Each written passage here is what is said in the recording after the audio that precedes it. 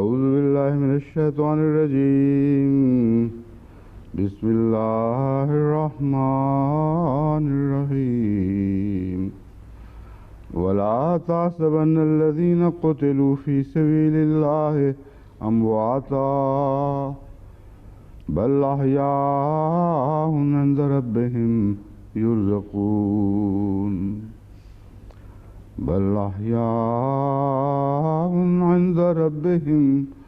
يرزقون فرحين بما آتاهم الله من فضله ويستبشرون بالذين لم يلحقوا بهم من خلفهم ألا خوف عليهم ولا هم يحزنون يستبشرون بنعمة من الله وفضل وأن الله لا يضيع أجر المؤمنين الذين استجابوا لله والرسول من بعد ما أصابهم القرح للذين أحسنوا منهم واتقوا أجر عظيم الذين قال لهم الناس إن الناس قد جمعوا لكم فاخشوهم فزادهم إيمانا وقالوا حسبنا الله ونعم الوکیل۔ جو لوگ اللہ کی راہ میں قتل کیے گئے ان کو مردہ خیال نہ کرو، ہرگز مردہ گمان نہ کرو، بل احیاء، بلکہ وہ تو زندہ ہیں، اپنے رب کے حضور ان کو رزق دیا جاتا ہے۔ فرحین بما آتاہم اللہ، اس سے بہت خوش ہیں جو اللہ تعالیٰ نے ان کو عطا فرمایا اپنے فضل کے ساتھ، اور ان لوگوں سے کے متعلق بھی خوش توقعات رکھتے ہیں جو ابھی ان سے نہیں ملے اور بعد میں آنے والے ہیں یا پیچھے رہ گئے ہیں۔ اللہ خوف علیہم ولا هم یحزنون، کہ ان کے لیے کوئی خوف نہیں ہے اور وہ کوئی غم نہیں کریں گے۔ یستبشرون بنعمت من اللہ وفضل، وہ اللہ تعالیٰ سے نعمت اور فضل کی خوشخبریاں لے پاتے ہیں یا توقعات رکھتے ہیں۔ وَأَنَّ اللَّهَ لَا يُضِيعُ أَجْرَ الْمُؤْمِنِينَ، اور یاد رکھو کہ اللہ تعالیٰ کبھی مومنوں کے اجر کو ضائع نہیں فرماتا۔ وہ لوگ جنہوں نے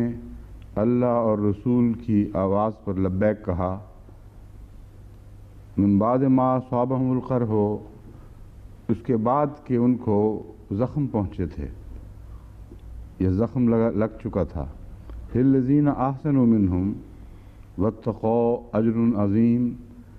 ان کے لیے جنہوں نے ان میں سے بہت اچھے کام کیے اور خدا کا تقوی اختیار کیا، بہت بڑا اجر ہے۔ یعنی وہ لوگ جن سے لوگوں نے کہا کہ تمہارے لیے لوگ اکٹھے ہو چکے ہیں، جمعیت بنا کر آ چکے ہیں، بس ان سے ڈر جاؤ، فزادہم ایمانا، اس بات نے ان کے ایمان کو اور بھی بڑھا دیا، اور انہوں نے کہا حسبنا اللہ ونعم الوکیل، ہمارے لیے اللہ بہت کافی ہے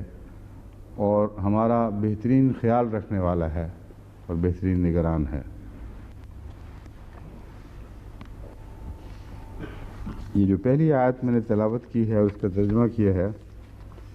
اس کے اوپر گفتگو کل شروع ہو چکی تھی۔ وَلَا تَحْسَبَنَّ الَّذِينَ قُتِلُوا، کل ہو چکی تھی نا بات شروع اس پہ، ہاں، فِي سَبِيلِ اللَّهِ أَمْوَاتًا۔ حسب کا لفظ جو ہے یہ حساب کے معنی رکھتا ہے، آپ سب جانتے ہیں، محاسب، حساب کرنے والا، اور حسبان کے معنی ہیں حساب کے طور پر یا حساب کے لیے ایک ذریعہ بننا کسی چیز کا، جیسا کہ چاند اور سورج کے متعلق حسبانہ کا لفظ استعمال ہوا ہے۔ اور جب کہتے ہیں تحسبو تو مراد یہ نہیں ہے کہ علم ہو جائے کسی بات کا، حسابی اندازے کو تحسبو کہتے ہیں، جس میں غلطی کا امکان بھی موجود ہے۔ بعض دفعہ ایک انسان ایک چیز کو گمان کرتا ہے ہوتی کچھ اور ہے، یعنی خیال میں کوئی اور چیز ہے، اس کے لیے بھی لفظ تحسبو استعمال ہوتا ہے، یعنی تو یہ گمان کرتا ہے کہ یوں ہے حالانکہ یہ نہیں ہے۔ ترل جوالا تحسبو وہ ہے، آیت یاد ہے ابھی مجھے یاد آگے نکلا ہے شاید، ہاں پوری آیت پڑھیں۔ نہیں نہیں نہیں، وَتَرَى الْجِبَالَ تَحْسَبُهَا جَامِدَةً وَهِيَ تَمُرُّ مَرَّ السَّحَابِ، نکال لیں۔ وہ تمر مر صحاب تو یہ تو ٹھیک ہے، لیکن صحیح آیت پڑھنی چاہیے، بعد میں جو دوبارہ صحتیں لگواتے پھریں گے، بہتر یہی ابھی درست دیکھ کے پڑھیں۔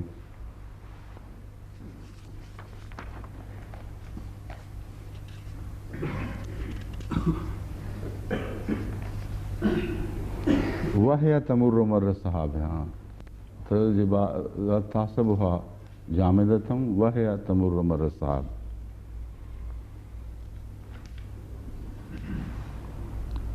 موت کے متعلق کہتے ہیں جو زندگی کا برعکس ہے اسے موت کہا جاتا ہے۔ قوت عاقلہ کے ظاہر ہونے کو بھی موت سے لفظ سے بیان کیا گیا ہے، جیسا کہ میں کل بیان کر چکا تھا پہلے ہی، انک لا تسمع الموتیٰ، تو مردوں کو بات نہیں سنا سکتا۔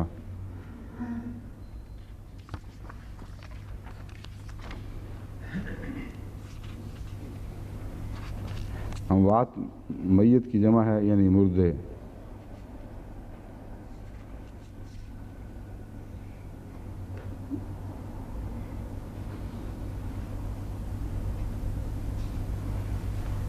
اس کی بہت سی اور بھی کانوٹیشنز ہیں، یعنی کئی اور امکانات ہیں جو اس لفظ موت کے اندر داخل سمجھے جاتے ہیں، ان کی بحث یہاں سر دست بے تعلق ہے۔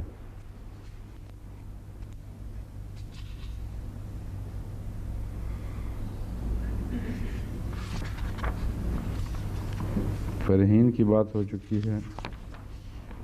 یدیو اضاع یدیو، ضاع یدیو ضیان کہتے ہیں، فقد ہلک و تلف، یعنی گم ہو گیا، ہلاک ہو گیا اور بیکار ہو گیا۔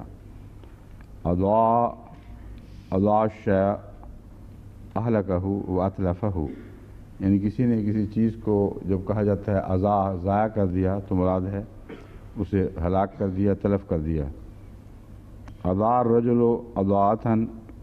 کثرت ضیاعہ، یعنی اس کا بہت زیادہ نقصان ہو گیا، کسی شخص نے بہت نقصان اٹھا لیا، اس کو بہت نقصان ہو گیا، اس کے لیے اضاع کا جو وہ ہے انفینیٹیو، اس کو دہرایا جاتا ہے۔ پھر اس آیت کے متعلق بالعموم مفسرین اس روایت کو بیان کرتے ہیں جو جابر بن عبداللہ کی اپنے باپ کی شہادت سے متعلق ہے، اور اس کے علاوہ شہدائے احد کے متعلق اور بھی بعض روایات بیان کی جاتی ہیں۔ وہ جو روایت ہے اس میں اللہ تعالیٰ فرماتا ہے کہ آپ نے جبیر عرض کرتے ہیں کہ رسول کریم صلی اللہ علیہ وسلم نے فرمایا، کیا تجھے میں تیرے باپ کے متعلق نہ بتاؤں؟ پہلے تو پوچھا کہ تم پریشان کیوں، میں تجھے پریشان دیکھتا ہوں۔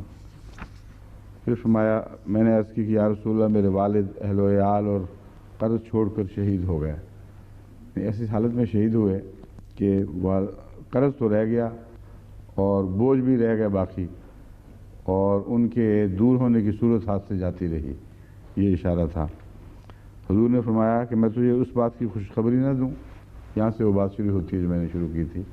کہ میں تمہیں بتاؤں نا تمہیں وہ اچھی خبر جو خدا کی طرف سے مجھے ملی ہے، کہ جس طرح اللہ نے تیرے باپ سے ملاقات کی۔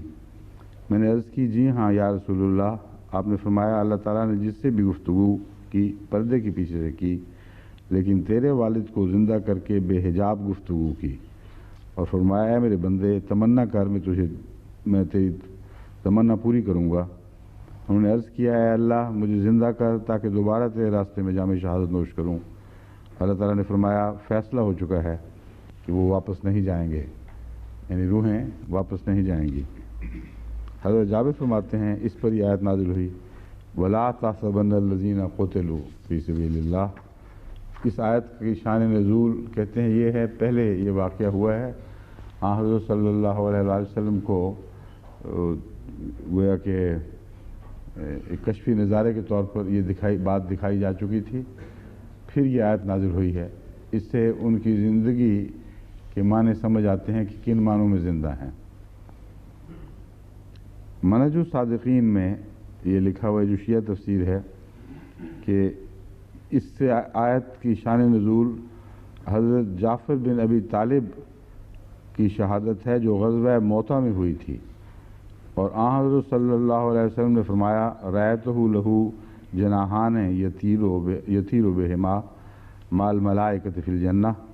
یعنی میں نے دیکھا ہے کہ جعفر کے دو پر ہیں اور ان کے ذریعے جنت کے باغات میں اڑتے پھرتے ہیں۔ تو دوسرے صحابہ کے متعلق جہاں موقع ہے جو واضح شہادتیں ملتی ہیں ان کو چھوڑ کر یہ ضرور کھینچتے ہیں دوسری طرف، اور یہ ایک محض رجحان ہے ان کا جو ظاہر ہوتا ہے، اس پہ کسی تفسیر کی ضرورت نہیں ہے۔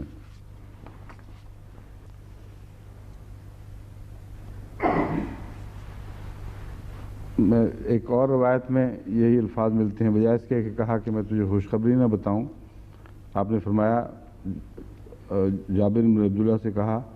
کیا میں تمہیں اس معاملہ سے آگاہ نہ کروں جو اللہ تعالیٰ نے تیرے والد سے متعلق فرمایا ہے۔ جو روایت میں نے پہلے پڑھی تھی اس میں اللہ نے فرمایا کے الفاظ نہیں تھے، مگر میں نے بیان میں یہ شامل کیے تھے، اس لیے نہیں کہ اس روایت میں اضافہ کر رہا تھا، ان روایات کے مجموعی تاثر ہے جو میں آپ کو بتا رہا ہوں کہ، اور ویسے بھی عقلی بات ہے کہ خدا تعالیٰ کی طرف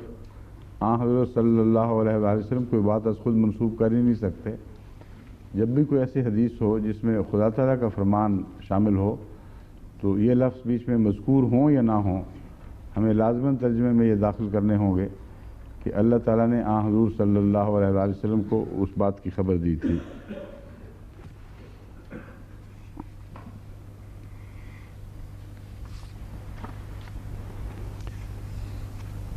وَلَا تَحْسَبَنَّ الَّذِينَ قُتِلُوا فِي سَبِيلِ اللَّهِ يُرْزَقُونَ، کہا گیا ہے کہ اس سے مراد احد کے مقتول ہیں، یہ تفسیر بحر المحیط میں ہے، اور یہ بھی کہا گیا ہے کہ بئر معونہ کے شہداء مراد ہیں۔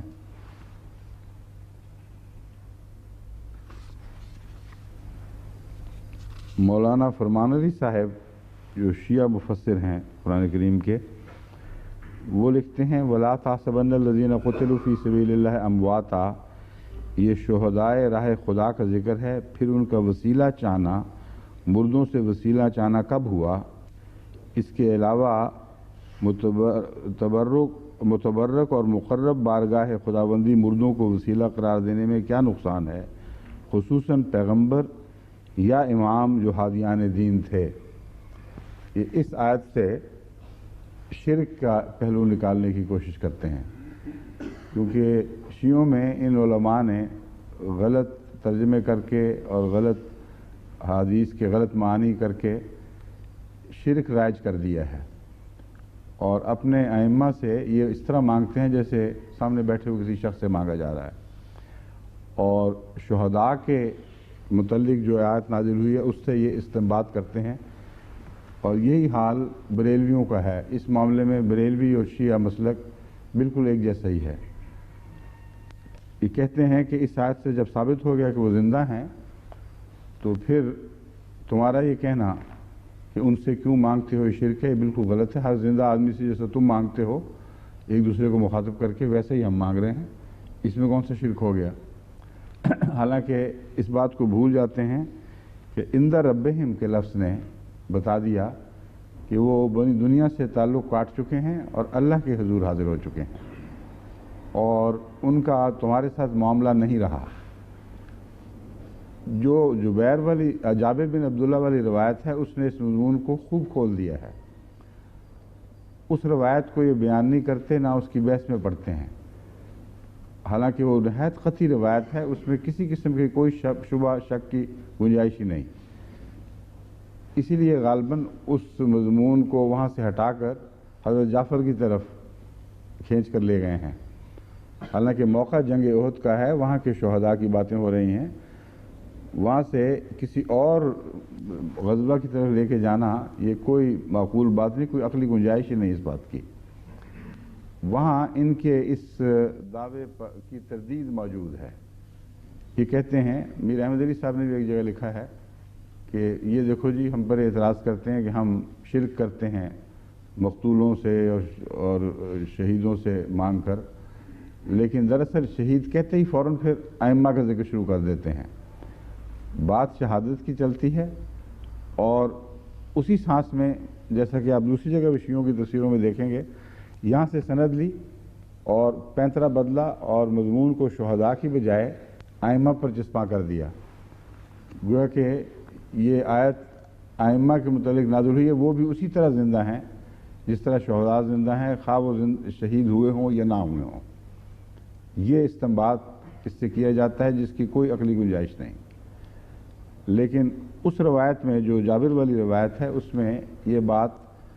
خاص طور پر ہماری رہنمائی کرتی ہے کہ حضرت رسول اکرم صلی اللہ علیہ وآلہ وسلم فرماتے ہیں، جب اللہ تعالیٰ نے ان سے پوچھا کہ میں تجھ سے بہت راضی ہوں اور بے حجاب گفتگو فرمائی، تو یہ پوچھا کہ بتا تو کیا چاہتا ہے، میں تیری رضا تجھ کو دوں گا۔ اس پر انہوں نے عرض کیا کہ اے میرے آقا، میری رضا یہ ہے کہ مجھے دوبارہ زندہ کیا جائے، میں پھر قتل کیا جاؤں، میں دوبارہ زندہ کیا جاؤں، پھر قتل کیا جاؤں، اور اس طرح چلتا رہے۔ تو اللہ تعالیٰ نے جب کہ عمومی وعدہ فرما لیا تھا، اس کے باوجود اس دعا کو قبول کرنے سے انکار فرما دیا، یہ کہہ کر انہم الیہا لا یرجعون، کہ وہ لوگ جو میری خدمت میں حاضر ہو گئے ہیں وہ کبھی واپس اس دنیا کی طرف نہیں لوٹائے جائیں گے۔ اب یرجعون والی جو آیت ہے، اس صرف شہداء کے لیے خاص نہیں، بلکہ اکثر و بیشتر اس کا اطلاق عام مردوں پر ہوتا ہے۔ وہ قریہ جس کے اہل ہلاک کر دیے گئے، ان کے متعلق اللہ تعالیٰ نے لکھ چھوڑا ہے، فرض کر دیا ہے کہ وہ کبھی دوبارہ ان کی طرف واپس نہیں جائیں گے۔ تو اللہ تعالیٰ نے ان کی زندگی کی نوعیت پر روشنی ڈال دی، اور حضرت محمد مصطفیٰ صلی اللہ علیہ وآلہ وسلم پر یہ بات خوب کھول دی کہ ان کے زندہ ہونے کا یہ مطلب نہیں ہے کہ وہ دنیا میں آتے جاتے رہیں گے اور رابطے رکھیں گے، بلکہ وہ ہیں زندہ روحانی معنوں میں، مگر دنیا سے بہرحال قطع تعلق ہو چکے ہیں، اور یہ خیال نہ کرنا کہ تم میں وہ گھومے پھرتے رہیں گے جس طرح زندے پھرتے ہیں۔ تو اس لیے یہ بہانہ کہ اس آیت سے مردوں سے مانگنا ثابت ہوتا ہے، بالکل جھوٹ ہے اور بے بنیاد ہے۔ پھر آن حضرت صلی اللہ علیہ وآلہ وسلم اور آپ کے صحابہ نے اس سے کیوں یہ استنباط نہ کیا؟ انہوں نے کیوں مردوں سے نہ مانگا؟ حضرت علی رضی اللہ تعالیٰ عنہ نے رسول اکرم صلی اللہ علیہ وآلہ وسلم سے کیوں نہ مانگا؟ کیونکہ سب سے زیادہ زندہ نبی تو محمد رسول اللہ ہیں، سب شہداء سے بڑھ کر زندہ ہیں، لیکن ایک ادنا سی روایت بھی نہیں ملتی کہ حضرت علی رضی اللہ تعالیٰ عنہ نے حضرت رسول اکرم صلی اللہ علیہ وآلہ وسلم سے کچھ مانگا ہو۔ جب مانگا خدا سے مانگا، اور بعد میں جتنے صحابہ آئے ہیں ان کا بھی یہی دستور تھا۔ ان کے ائمہ نے کبھی، جہاں تک میری نظر ہے، ہو سکتا ہے کہیں انہوں نے کوئی روایت جھوٹی داخل کر دی ہو تو الگ بات ہے، مگر ان کے ائمہ نے کہیں نہ حضرت علی سے مانگا، نہ کسی اور سے مانگا، نہ آپس میں ایک دوسرے سے مانگا، اللہ سے مانگا ہے۔ یہ توحید خالص ہے، اور شہادت جو ہے وہ توحید خالص کی گواہی ہے۔ اصل میں توحید خالص کی گواہی سے شرک نکال لینا یہ ظلم کی انتہا ہے۔ شہید تو اس کو کہتے ہیں جو گواہ بن جائے کہ اللہ ایک ہے اور اس کے سوا دنیا کی کوئی حیثیت نہیں ہے۔ ساری دنیا میں لا الہ کا مضمون سمجھنے کے بعد اس کو ترک کر دیا گیا اور الا اللہ کہہ کر اللہ کی طرف لوٹ گئے، اسی لیے ان کو شہید کہا جاتا ہے۔ یقین تھا کہ خدا ہے، بلکہ دیکھ رہے تھے سامنے، اور دنیا کو تج کے دوسری طرف چلے گئے۔ اس آیت سے جو شہادت توحید ہے، شرک کا معنی نکالنا، میں یہ اس کے سوا کیا کہہ سکتا ہوں، حد سے زیادہ ظلم اور تاریکی ہے۔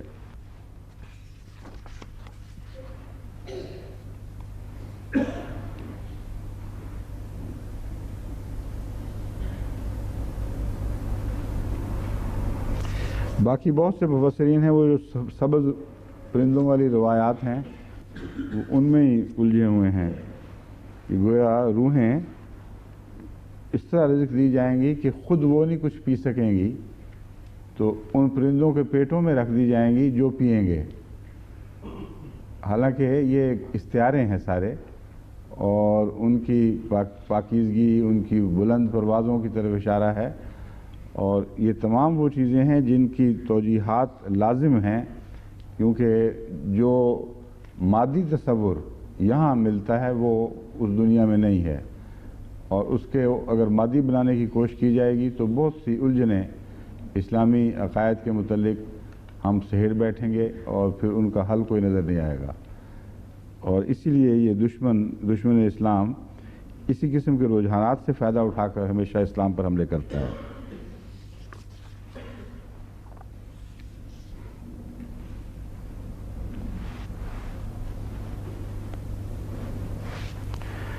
یہ وہی روایتیں مل رہی ہیں، ابن عباس سے کوئی روایت ہے، اس کو لے کر یہ سارے یعنی مفسرین کا رجحان، سب کا تو نہیں مگر اکثر کا، یہی ہے کہ وہ سبز پرندوں میں پہلے بند کیے جائیں گے، اور پرندے اڑتے پھریں گے اور وہ پھل کھائیں گے اور پانی پئیں گے۔ تو گویا یہ روحیں تو خود نہیں پانی پی سکیں گی، پرندوں کے پانی پینا ان کا پانی پینا ہو جائے گا۔ حالانکہ پرندے تو انہوں نے کھانے ہیں وہاں، کیونکہ قرآن شریف سے پتہ چلتا ہے وَلَحْمَ طَيْرٍ وَمِمَّا يَشْتَهُونَ کہ ان کو وہاں پرندوں کے گوشت ملیں گے اور جو وہ چاہیں گے اس کے علاوہ۔ تو یہ سارے روحانی معنی ہیں، لیکن اگر جو ظاہر پرست ہیں ان کو میں پوچھ رہا ہوں کہ وہ پرندے جب جنتیوں کے لیے ذبح ہوں گے تو اندر سے شہیدوں کی روحیں نکلیں گی؟ یہ احادیث کے معانی کو نہ سمجھنے کے نتیجے میں اور ظاہر پرستی کے نتیجے میں یہ مشکلات ہیں جو اسلام کے لیے پیدا کرتے ہیں۔ اور وہ کیا کھائیں گے؟ اندر بیٹھے اس کا گوشت کھا سکتے ہیں وہ بیچارے جو پرندوں میں بند، ان کا کھانا ان کا کھانا ہو گیا، ان کا پینا ان کا پینا ہو گیا۔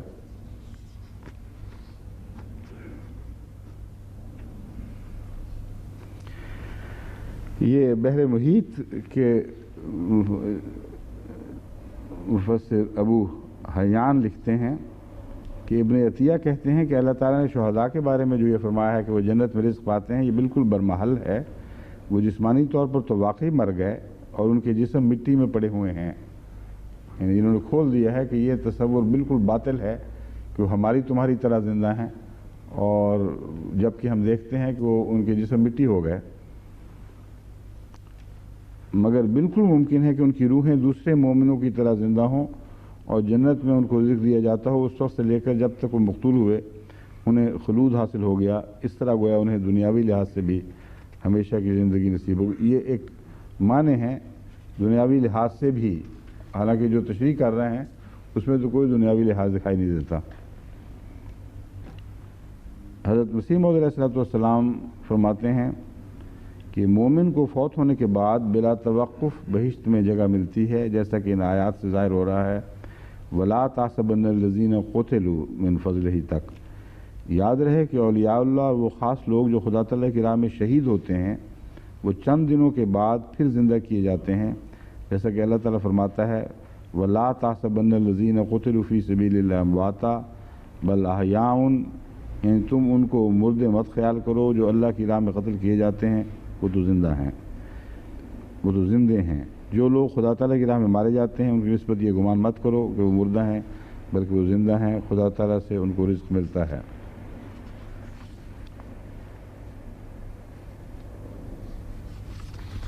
یہاں حضرت مسیح موعود علیہ السلام نے جو فرمایا ہے کہ جلد زندہ کیے جاتے ہیں، اس کا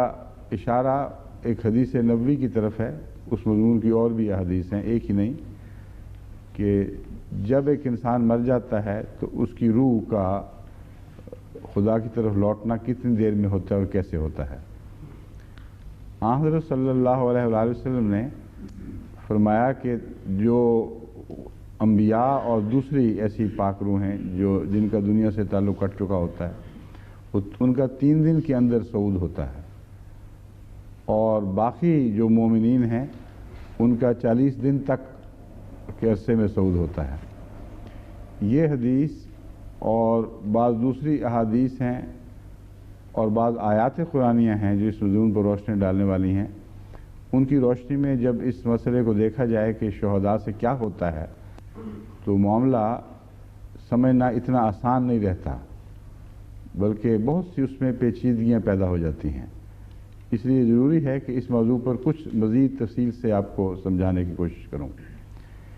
قرآن کریم سے پتہ چلتا ہے کہ جب سور پھونکا جائے گا تو مردے جی اٹھیں گے اور قبروں کو پھاڑتے ہوئے وہ تیزی کے ساتھ اس آواز پر دوڑیں گے جو ان کو جلانے کی آواز، یعنی دوبارہ زندگی عطا کرنے کی آواز ہوگی۔ ایک یہ ہے جو پیش نظر رکھنی چاہیے بات، اور یہ مضمون بڑی قطعیت کے ساتھ قرآن کریم میں بیان ہوا ہے۔ دوسری طرف یہ آیت جو شہداء کی مان زندگی کی بات کرتی ہے، یعنی مرنے کے مان بعد گویا وہ زندہ ہو گئے۔ تیسری طرف وہ حدیث جس میں انبیاء کی زندگی کا ذکر انبیاء کے روحوں کے صعود کا ذکر ملتا ہے، اور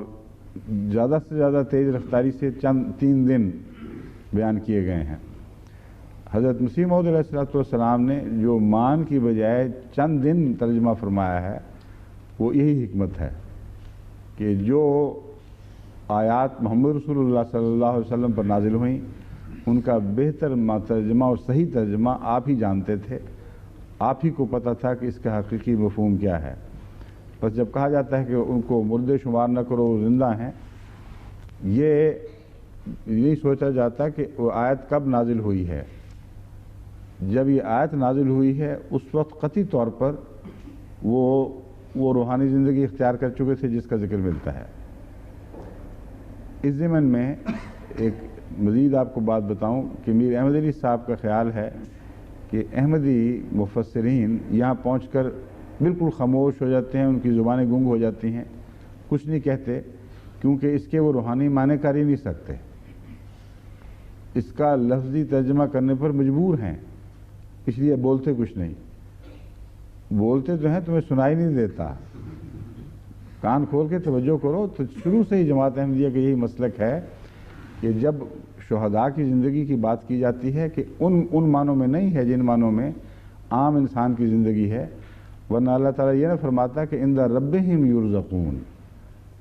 کہ وہ اللہ کے حضور رزق دیے جاتے ہیں، بندوں میں کوئی رزق ان کو نہیں ملتا،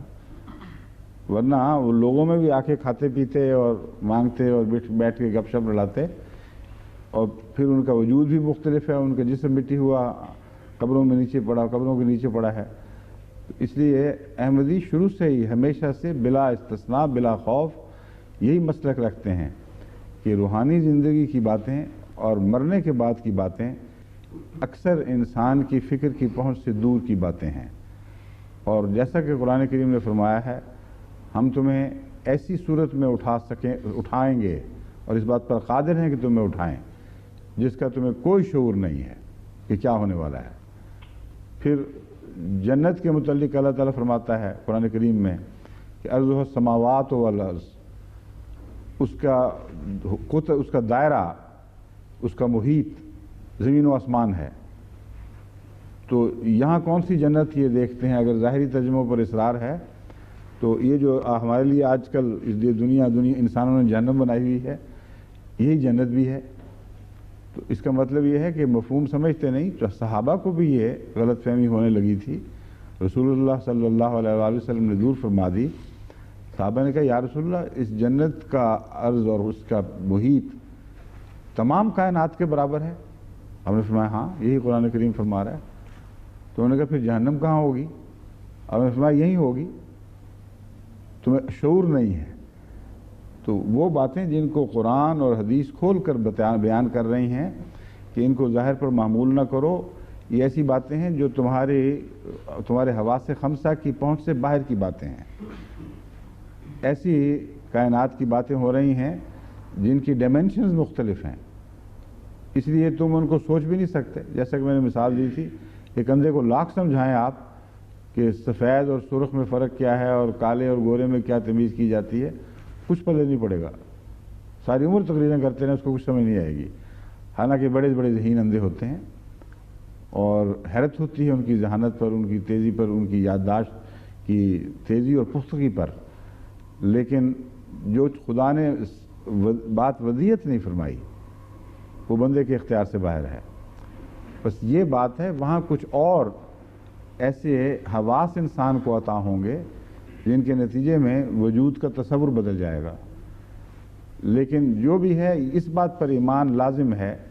کہ عند ربہم یرزقون، وہ زندہ ہیں ان معنوں میں کہ انہیں ہوش آ چکی ہے اور اپنے رب کے حضور وہ رزق دیے جاتے ہیں. اب رہا باقی معاملہ کہ آیات قرآنی سے یہ جو ثابت ہے کہ مردے قبریں پھاڑ کر نکلیں گے، اور یہ اس وقت ہوگا جب کہ وہ ان کو آخری سور کے ذریعے بلایا جائے گا. اور قرآن کریم یہاں تک فرماتا ہے کہ وہ جب اٹھیں گے تو یہ گمان کریں گے کہ ہم ایک دن یا اس کا کچھ حصہ رہے ہیں. اور پھر آپس کی گفتگو بھی قرآن کریم نے محفوظ فرمائی ہے کہ ان کی باتوں سے یوں لگے گا کہ وہ پوچھیں گے کہ بھلا کتنے دن رہے، تو بعض کہیں گے چند دن، بعض کہیں گے کہ ایک دن یا اس کا کچھ حصہ. اور یہ بھی درست نہیں، اس سے بھی کم ہے. اللہ تعالیٰ بہتر جانتا ہے کہ وہ کتنا رہے. تو یہ ساری باتیں ایک طرف، دوسری طرف شہداء کا اچانک زندہ ہو کر ان کے مانگنے پر عطا کر دینا کچھ، یہ بالکل متضاد تصورات ہیں. اس مضمون کے متعلق میں نے تفصیل سے بعض دفعہ سوال و جواب کی مجالس میں روشنی ڈالی ہے،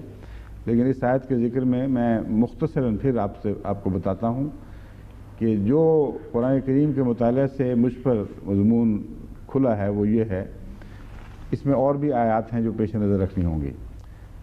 اللہ تعالیٰ فرماتا ہے وما خلقکم ولا بعثکم الا کنفس واحدہ، کہ تمہاری پیدائش اور تمہاری بعثت، دوبارہ جی اٹھنا، اس کی مثال ایسی ہی ہے جیسے ایک نفس واحدہ پیدا ہوتا ہے. اس پر غور کرو.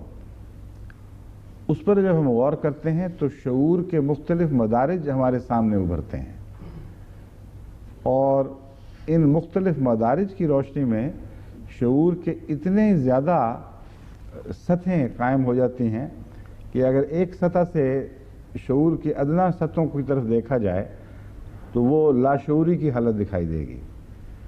اور نچلی سطح سے اوپر کی طرف دیکھا جائے تو جو دیکھنے والا ہے اس کو سمجھ ہی نہیں آ سکتی کہ شعور ہوتا کیا ہے. نفس واحدہ کی مثال پر غور کریں، پھر سارا مضمون کھل جائے گا. نفس واحدہ اس طرح پیدا ہوتا ہے کہ ایک ماں کے پیٹ میں باپ اور ماں کے نطفے کے ملنے سے، امتزاج سے ایک زندگی کی شکل ظاہر ہوتی ہے، اور اس زندگی کی شکل میں اور اس بچے کی شکل اور صورت اور تکمیل میں جو پیدا ہو رہا ہے، چیختا چلاتا ٹانگیں مارتا باہر آ گیا ہے،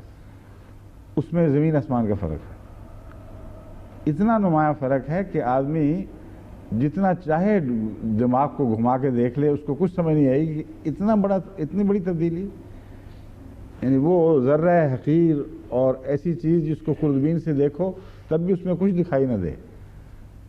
اس میں سے وہ چیز پیدا ہو گئی جس کے متعلق قرآن کریم فرماتا ہے سمیعًا بصیرا. وہ اچانک وہ سننے والا اور دیکھنے والا وجود نکل آتا ہے. تو ان دونوں کے درمیان کتنا بڑا بعد ہے، اور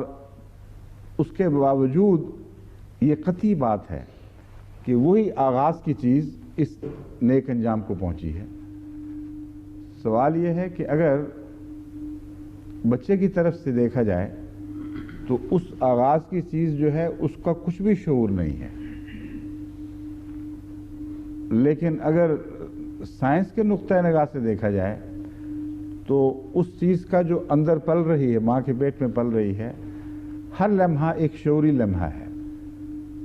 کچھ نہ کچھ احساس اس کا موجود ہے جو رد عمل دکھاتا ہے، اور ہر بات جو ماں پر گزرتی ہے اور جو تبدیلیاں اس کے خون میں پیدا ہوتی ہیں اس کا اثر اس پر پڑتا ہے، اور اس کے نتیجے میں رد عمل بھی دکھاتا ہے۔ یہ شعور رفتہ رفتہ بڑھتا جاتا ہے، یعنی شعور کا اگر آپ بیج نہ ہو تو بڑھ سکتا ہی نہیں۔ موت تو ایک دم شعور نہیں بنتی، یہاں شعور سے آغاز ہو چکا ہے، اور وہ شعور رفتہ رفتہ ترقی کرتا ہوا یہاں ترقی کر جاتا ہے کہ ابھی بچہ پیدا نہیں ہوا، چند مہینے پیدا ہونے میں باقی ہیں، تو ماں جو غصے کی بات سنتی ہے اس کا بچہ رد عمل دکھاتا ہے، چیخم چہاڑا پڑ رہا ہے، کوئی خوف کا مقام ہے تو بچہ ٹانگیں مارتا ہے اور بے چین ہوتا ہے، اور پرسکون باتیں سنتی ہے، محبت اور پیار کی باتیں سنتی ہے تو وہ بچہ اس کا بہت ہی پیارا رد عمل دکھاتا ہے، اس سے تسکین آ جاتی ہے، وہ آرام سے گویا ریلیکس ہو گیا ہے۔ یہ تصویریں سائنسی آلوں کے ذریعے کھینچی جا چکی ہیں، یہ فرض کی باتیں نہیں رہیں، اس کے متعلق پوری گہری تحقیق ہو چکی ہے، یہاں تک کہ سائنسدان کہتے ہیں کہ بعض مائیں جو پہلے اپنے پیٹ پر ہاتھ پھیرتی اور اپنے بچوں سے باتیں کیا کرتی تھیں ان کو لوگ پاگل سمجھتے تھے، لیکن اب یہ ثابت شدہ حقیقت ہے کہ اس کا اثر ضرور پڑتا ہے۔ اسی لیے ماحول کو پاک صاف رکھنا چاہیے، میاں بیوی کو آپس میں لڑنا نہیں چاہیے، گندے خیالات سے پرہیز کرنا چاہیے، بیہودہ باتوں سے پرہیز کرنا چاہیے، اور تربیت پیدائش سے پہلے شروع کر دینی چاہیے۔ مگر جو فرق ہے وہ میں آپ کو دکھا رہا ہوں کہ شعور موجود ہے، لیکن جو اگلی بات قابل غور اور لطیف بات ہے وہ یہ ہے کہ اللہ تعالیٰ نے ہماری نئی تخلیق کی مثال بچے سے دے کر ہمیں یہ سمجھایا کہ جس کو تم شعور سمجھ رہے ہو وہ پوری طرح بیدار بھی ہو، تو اس شعور کے مقابل پر جو آئندہ جا کے تمہیں نصیب ہوگا اس کی حیثیت بالکل ایسی ہے جیسے ایمبریو کی پہلی سٹیج، یعنی بچے کا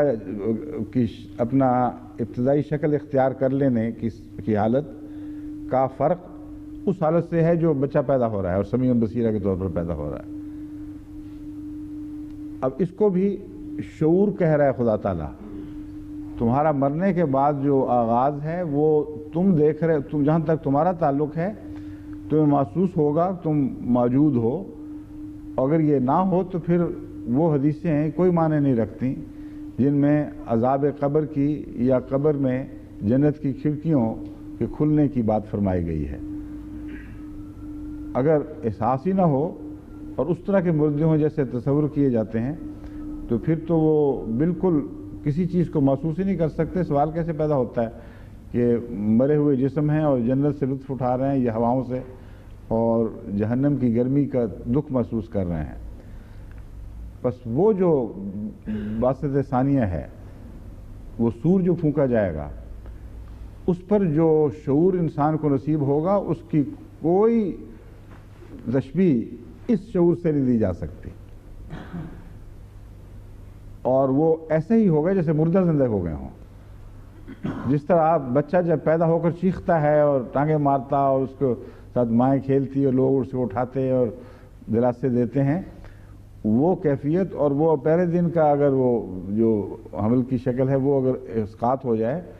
اس کا مقابلہ کر کے دیکھیں، اسے گلے لگا کے ایسے چمکار سکتے ہیں، ایسی پیار کی باتیں کر سکتے ہیں،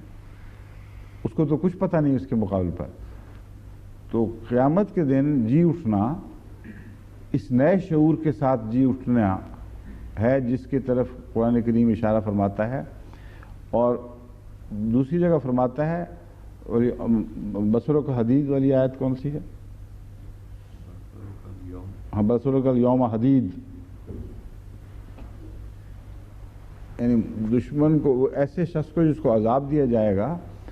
اسے مخاطب کر کے فرمایا جائے گا اب دیکھ تیری نظر تیز کر دی گئی ہے۔ یہ بھی ایک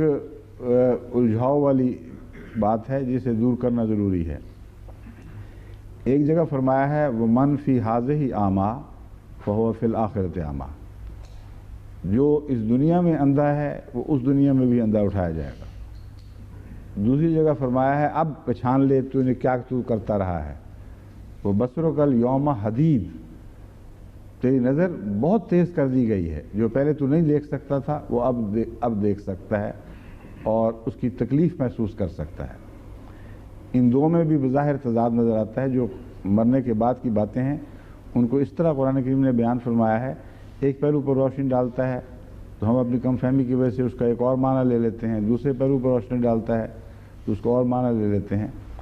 اندھا جب کہا جاتا ہے تو اس سے مراد روحانی کیفیات سے لذت نہ حاصل کرنا ہے، یعنی وہ تمام روحانی لذات جن کا رویت سے تعلق ہے، خدا تعالیٰ کی ہستی، اس کی صفات، ان کے حقیقی جلوے سے تعلق ہے، ان باتوں میں وہ کوئی شخص یہاں اندھا ہے تو وہاں بھی اندھا ہی اٹھے گا، یعنی اللہ کی رویت، اس کا جلوہ قریب آنے کی وجہ سے اس کو کوئی لذت نہیں پہنچا سکے گی۔ لیکن جہاں تک اپنی گندی باتوں کو دیکھنے کا تعلق ہے، اس دنیا میں بھی تو دیکھتا تھا،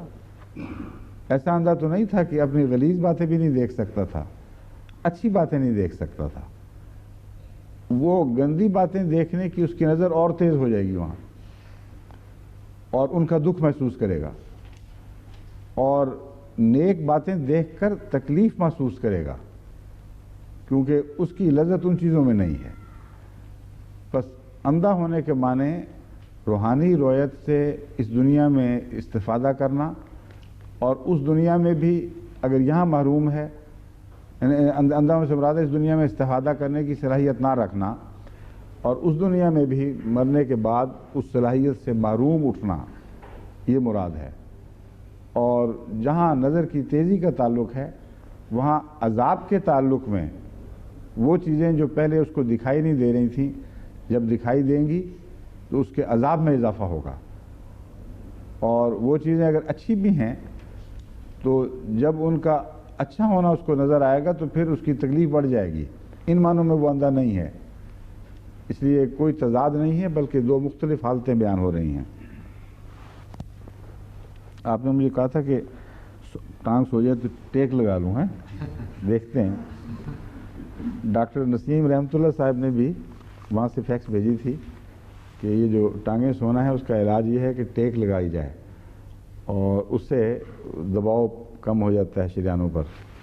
تو یہ تجربہ بھی کر کے دیکھ لیتے ہیں، مگر یہ پھر بہت دور ہے، اتنا دور جاتے ہوئے گھبراہٹ ہوتی ہے۔ چلیں، کیوں نکالی آیا تھا آپ نے؟ نہیں نکل سکتا۔ اچھا، بصرک الیوم حدید، اتنا تو ہے ہی بصرک الیوم حدید، لیکن پورا اس سیناریو جس منظر میں وہ بات ہوئی ہے، یا تناظر کہتے ہیں، وہ میں چاہتا تھا۔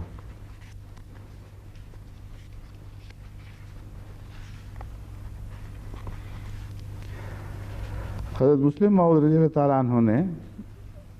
بڑی تفصیل سے اس موضوع پہ روشنی ڈالی ہے، مگر ان کا میرا خیال ہے مطالعہ صرف مولوی غلام فرید صاحب کے نوٹس تک ہوگا، صرف وہاں بھی ضرور ذکر ہوگا، میں دیکھا نہیں، مگر چیک کر کے بتائیں کہ اس آیت پر انہوں نے کیا لکھا ہے، اور 5 والیوم کامنٹری میں کیا لکھا ہے۔ یہ کہتے ہیں ہم جی بالکل خاموش ہو جاتے ہیں کیونکہ ان کے مطلب کی بات اس سے نہیں نکلتی، اور ہم جو ظاہر پرست ہیں اور ظاہری ترجمہ کرتے ہیں ان کو یہ آیت تقویت دے رہی ہے، مضمون ہے جو بیان کر رہے ہیں۔ حضرت مسلم موعود فرماتے ہیں کہ یہاں قومی زندگی کی بحث بھی ہو رہی ہے، وَلَا تَحْسَبَنَّ الَّذِينَ قُتِلُوا عِندَ رَبِّهِمْ يُرْزَقُونَ والی، کہ یہ شہدائی ہیں جن کی وجہ سے قومیں زندہ رہتی ہیں، اور جو لوگ دنیا میں کی موت مر جاتے ہیں وہ خود بھی ہمیشہ کے لیے فنا ہو جاتے ہیں، اور ان کی قومیں بھی مٹنے لگتی ہیں اگر یہی رجحان قوموں میں پایا جائے۔ لیکن جو اعلیٰ مقاصد کے لیے جانے دیتے ہیں ان کے نام ہمیشہ زندہ رہتے ہیں، اور ان کی برکتیں ہمیشہ زندہ رہتی ہیں، وہ اپنے آنے والوں کی نعمتوں میں زندگی پا رہے ہوتے ہیں۔ اور اسی لیے حضرت مسلم موعود نے خلف والی آیت کا ترجمہ شہداء کا نہیں فرمایا، بلکہ جس طرح دوسرے مفسرین نے بھی لکھا ہے، اس سے مراد پیچھے رہنے والے لوگ، خواہ وہ بعد میں شہید ہوں یا نہ ہوں، وہ سب ہیں۔ تو یہ حضرت مسلم موعود نے اس کی تفسیر فرمائی ہے اپنے نوٹس میں، جس کو میں ڈیولپ کر رہا ہوں کہ مراد یہ ہے کہ ان شہداء کی کو دو خوشخبریاں ملتی ہیں. ایک وہ خوشخبری جس میں وہ خود لذتیں پا رہے ہیں اور ان کا شعور یہاں کے شعور سے کم نہیں ہوا، اگرچہ وہ آخری شعور جس کی میں بات کر رہا ہوں وہ بہت بعد میں نصیب ہوگا. اتنا بعد میں نصیب ہوگا کہ جب وہ شعور نصیب ہوگا اور وہ پیچھے مڑ کر دیکھیں گے تو ان کو یوں لگے گا کہ جیسے دنیا ایک روزہ یا اس سے بھی تھوڑی تھی، چند گھنٹے کی زندگی تھی یا چند ساعتوں کی زندگی تھی. اس سے آج اور اس وقت کے فاصلے کے درمیان فاصلے کی نشاندہی ہو رہی ہے. آپ پرانی باتوں کو دیکھیں، اپنی یادداشت میں گھوم کر گزرے ہوئے زمانے پر نظر ڈالیں، جتنی دیر کی بات ہوگی اتنا ہی وقت چھوٹا دکھائی دیتا ہے اور ہماری یادداشت بھی اس وقت کے متعلق سکڑتی جاتی ہے ساتھ ساتھ. اب بچپن کا زمانہ اتنا مزیدار ہمارے بچے ہمارے سامنے گزار رہے ہیں، لیکن جب یہ بڑے ہوں گے تو ان کو بچپن کی تھوڑی سی باتیں یاد ہوں گی اور وہ سارا زمانہ یوں چٹکی میں گزر گیا ہوگا. بس اللہ تعالیٰ فرماتا ہے کہ وہ اتنی بات کی بات ہے کہ وہ لوگ جب گزشتہ عمروں کو دیکھیں گے اور اس دنیا میں اپنے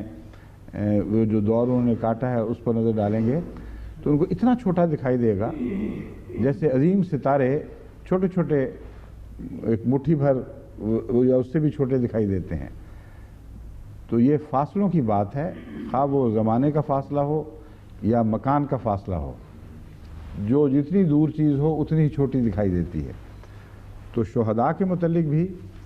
یہ مضمون پیش نظر رکھ کر اب میں واپس حضرت مسلم موعود کی بیان فرمودہ تفسیر کی طرف آتا ہوں. آپ فرماتے ہیں کہ قوموں کی زندگی شہداء کی زندگی سے وابستہ ہے اور ان کو ایک خوشخبری نہیں ملتی بلکہ دوسری خوشخبری بھی ملتی. ان کو اللہ تعالیٰ یہ بھی فرماتا ہے کہ تم ہو جن کی وجہ سے پچھلوں کے خوف دور کیے گئے ہیں، تم ہو جن کی وجہ سے تمہارے پچھلوں کو امن نصیب ہوا ہے. اگر یہ شہید رائے حق میں جانے نہ دیتے تو ان کے پچھلے رہنے والوں کے لیے کوئی امن کی جگہ نہیں تھی، دنیا سے نیست و نابود کر دیے جاتے. بس ان کی زندگی کا فیض عظیم فیض ہے کہ جو ان کو بھی پہنچ رہا ہے اور ان کو بھی پہنچ رہا ہے جو پیچھے رہ گئے ہیں، اور وہ دراصل ان کے دم قدم سے زندہ ہیں. بہت ہی اہم، بہت ہی گہرا، بہت ہی لطیف معنی ہے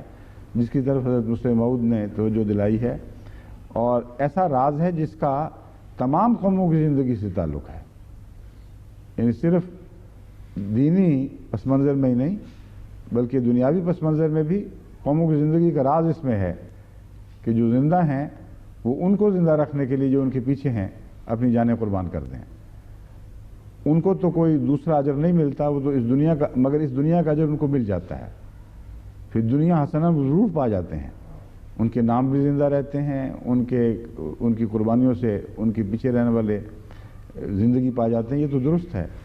لیکن مومن کو آخرت کا اجر بھی ہے. اس لیے دو دفعہ اس تبشیر کا ذکر ہے، ایک دفعہ اپنے لیے، دوسری دفعہ پیچھے رہنے والوں کے لیے. کیوں جی؟ کیا نکالا ہے آپ نے؟ اچھا،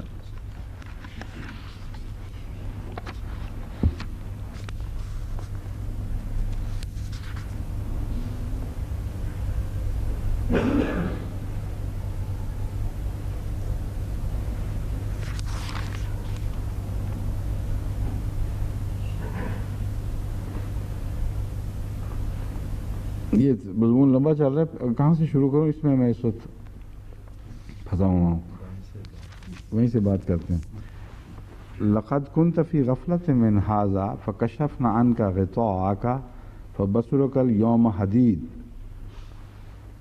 کہ اللہ تعالیٰ اس سے شخص سے کہے گا جس کو عذاب دیا جائے گا، پہلے ذکر لازم ہے، کچھ کرنا پڑے گا.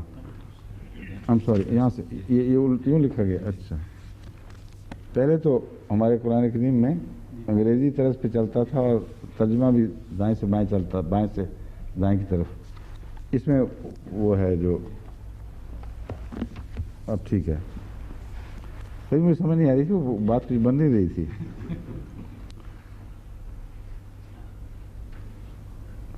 اذ یتلقی المتلقیان عن الیمین وعن الشمال قعید، کہ جب دو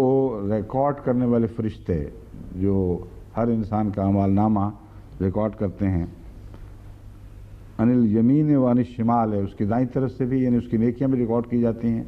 اور اس کی بائیں طرف اس کی بدیاں بھی ریکارڈ کی جاتی ہیں. وہ جب قید ہوں گے، بیٹھے ہوئے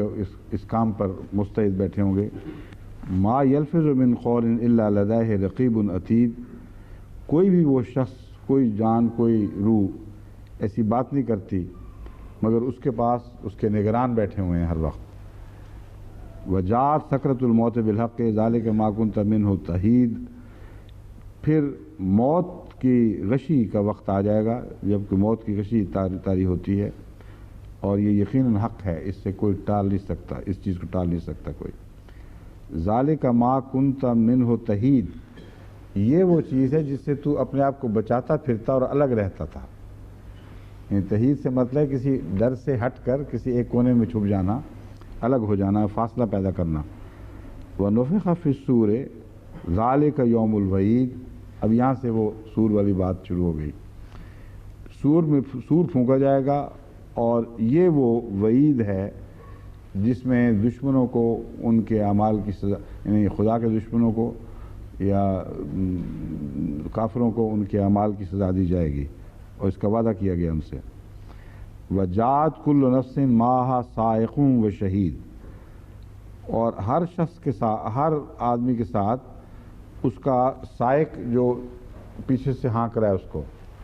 وہ بھی آ رہا ہوگا، اور شہید اور اس کے گواہ بھی ساتھ چلیں گے. یعنی آخرت کا جو نقشہ ہے اس میں جیسے پیچھے سے ہانک کر ان کو لے جایا جا رہا ہے اور ان کے ساتھ ساتھ گواہی دینے والے بھی چل رہے ہیں. لَقَدْ كُنْتَ فِي غَفْلَةٍ مِّنْ هَذَا فَكَشَفْنَا عَنْكَ غِطَاءَكَ فَبَصَرُكَ الْيَوْمَ حَدِيدٌ، یہ وہ آیت ہے جس کی طرف میں اشارہ کر رہا تھا کہ تو اس بارے میں پہلے غفلت میں تھا. فَكَشَفْنَا عَنْكَ غِطَاءَكَ، ہم نے تیری آنکھ کا پردہ ہٹا دیا، دور کر دیا. وَبَصَرُكَ الْيَوْمَ حَدِيدٌ، اور تیری نظر اب بہت تیز کر دی گئی ہے. اس کا میں بتا رہا ہوں کہ اس کا تضاد وَمَنْ كَانَ فِي هَذِهِ أَعْمَىٰ فَهُوَ فِي الْآخِرَةِ أَعْمَىٰ سے نہیں، بلکہ مراد یہ ہے کہ وہ روحانی لذتوں سے جیسے اس دنیا میں اندھے ہیں، ویسے ہی روحانی لذتوں سے آخرت میں بھی اندھے رہیں گے. مگر عذاب کے معاملے میں اس دنیا میں ان کو پورا پتہ نہیں کہ ہم کیا کر رہے ہیں، اور اس کے عذاب کی کنوں سے غافل ہیں، اس کی ماہیت سے غافل ہیں. ان کی نظر تیز کی جائے گی، وہاں اس بارے میں اندھے نہیں ہوں گے. وہ اس معاملے میں ان کی نظریں تیز کر دی جائیں گی، آنکھوں سے پردے اتارے جائیں گے، اور وہ جہنم کے طور پر دکھائی دی جائے گی، جب اس سے پہلے ایک نیم ابہام کی صورت میں دکھائی دیتی تھی کہ شاید ہو شاید نہ ہو. تو یہ ہے وہ آخرت کا مضمون جس میں کئی جگہ مختلف مضامین بیان ہوئے ہیں. اس وجہ سے اگر اکٹھا پر غور نہ کیا جائے تو بعض دفعہ لوگوں کو تضاد دکھائی دیتا ہے.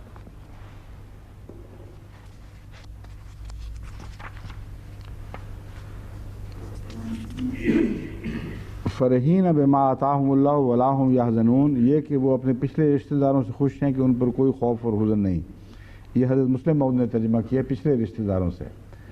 لیکن اس کے آیت کے سیاق و سباق سے یہ بات بھی ثابت ہے کہ دوسرا ترجمہ بھی جائز ہے کہ وہ ان لوگوں کے بارے میں بھی خوشخبری حاصل کرتے ہیں جو شہید ہو کر بعد میں ان سے ملنے والے ہیں. حضرت مسلم موعود نے 3 اس کے ترجمے پیش کیے ہیں. یہ کہ وہ پچھلے رشتہ داروں کے متعلق خوش ہیں کہ ان کے مرنے کے بعد ان پر حقیقت کھل گئی ہے، ان کو پچھلوں کا کوئی غم نہیں، وہ ترقیات حاصل کریں گے. مرنے کے بعد ان کو یہ معلوم ہو گیا کہ مسلمانوں کو آئندہ بھی بہت سی فتوحات حاصل ہوں گی. تو خلف سے مراد وہ سارے لوگ اور ان کی آئندہ آنے والی نسلیں ہیں. مرنے سے پہلے ان کو اتنا وضاحت کے ساتھ ان کی نیک انجام کی خبر نہیں تھی. شہادت کے بعد ان کو خوش کرنے کے لیے اللہ تعالیٰ ان کے آئندہ حالات ان کو روشن فرمائے گا. اور یہ مضمون ایسا ہے جیسے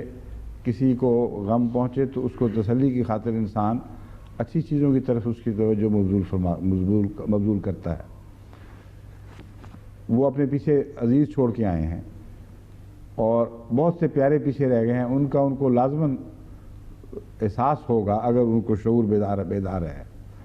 یا پہلے سے کچھ بڑھ کر بیدار ہو گیا ہے. تو ان کی تسلی کے لیے بتایا جا رہا ہے کہ جن کو تم پیچھے چھوڑ کے آئے ہو وہ اللہ کی حفاظت میں ہیں, ان کا خدا نگران ہے. اور یہ مضمون حضرت عبداللہ بن جبیر کے سوال کا جواب معلوم ہوتا ہے. حضرت عبداللہ بن جبیر نے حضرت صلی اللہ علیہ وسلم سے یہ عرض کیا تھا کہ یا رسول اللہ, وہ شہید ہونے والا اپنے پیچھے بہت سے بچے چھوڑ گیا ہے اور قرضے چھوڑ گیا ہے. تو ان کو جو خوشخبری دی رسول کریم صلی اللہ علیہ وسلم نے, اس خوشخبری کے علاوہ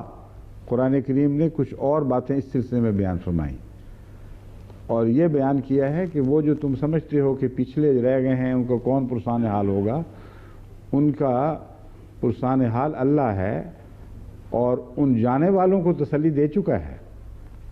اور وہ بہت خوش ہو رہے ہیں کہ ہمارے بعد ہمارے حال, ان کے حال ہم سے بہتر, ہماری موجودگی کی نسبت بہتر ہو جائیں گے. اور یہ وہ امر واقعہ ہے جس کا تعلق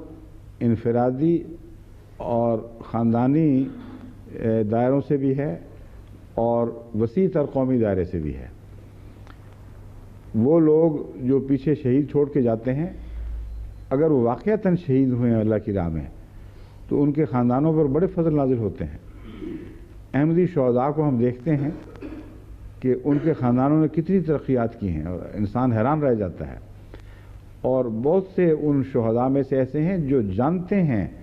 کہ یہ فیض ہمارے بزرگوں کی شہادت کا ہے جو ہم کھا رہے ہیں.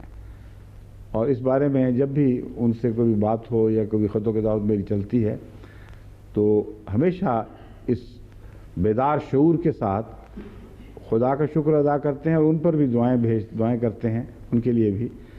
جن کا شہادت کا فیض وہ کھا رہے ہیں. حضرت صاحبزادہ عبداللطیف شہید رضی اللہ تعالیٰ عنہ, ان کے خاندان کے اکثر افراد, میری ان سے خط و کتابت بھی ہے, تعلقات ہیں, ان میں یہ بہت شدت کے ساتھ جذبہ بیدار ہے کہ جتنی برکتیں ہمیں ملی ہیں اسی شہادت کی ہیں. اور یہی ہے جو آیت کریمہ بتا رہی ہے کہ ان شہیدوں کی زندگی کی تم بات کرتے ہو, وہ تو پچھلوں کو بھی زندہ کر گئے, خود تو زندہ ہیں ہی, اپنے پچھلوں کو بھی زندہ کر گئے. اور ان کا فیض ان کو جو پہنچے گا خدا ان کو بتا چکا ہے کہ تمہارا فیض ہے جو پچھلی نسلوں کو پہنچنے والا ہے, وہ پہلے سے بہت بہتر حال میں ہو جائیں گے. اس لیے ان کے بارے میں کوئی غم نہ کرو. قومی لحاظ سے اس طرح کہ قومیں بھی شہادتوں کے پھل کھاتی ہیں اور جو اسلام کو ترقیات نصیب ہوئی ہیں حضرت صلی اللہ علیہ وسلم کے وصال کے بعد ان میں تیزی آئی ہے. بعض نادان یہ سمجھتے ہیں کہ بعد کی جو جنگیں کی ہیں وہ بہت اچھی جنگیں تھیں, قادسیہ کی جنگ میں یہ ہوا اور فلاں جنگ میں یہ ہوا. حالانکہ یہ آیت ہمیں بتا رہی ہے کہ ان زندوں کے فیض ہیں جو خدا کے حضور میں حاضر ہوئے ہیں, جو محمد رسول اللہ کے زمانے میں اپنی جانیں پیش کر کے قوم کو زندہ کر گئے.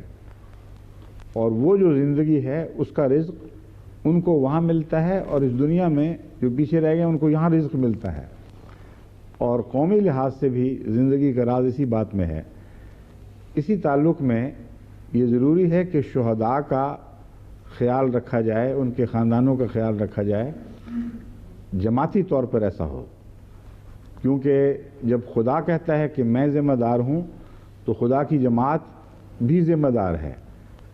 اور اس کا فرض ہے کہ پیچھے رہنے والوں کی ضرورتوں کا خیال رکھے. لیکن